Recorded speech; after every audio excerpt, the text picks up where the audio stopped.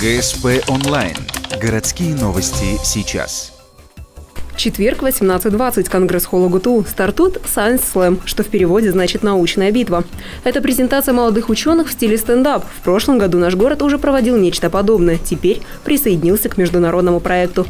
Поучаствовать в необычной затее решили 7 человек. Это меньше в прошлом году, потому что в прошлом году мы сидели 4 часа, народ увлекается, и я знаю, что будет не только выступление, обсуждение, но в этом году у нас лимитировано время, 10 минут. После 10 минут, опять же, сравнивая с прошлым годом, в этом году у нас просто выключается микрофон.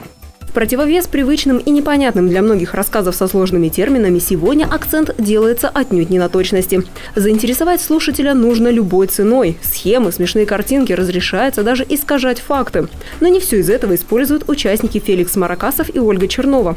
Оба ведущие специалисты ИТЦ университета. Серьезный опыт за плечами позволяет им делать громкие, уверенные заявления. Мы сосредоточились на том, как география наших абитуриентов влияет на их жизненный путь.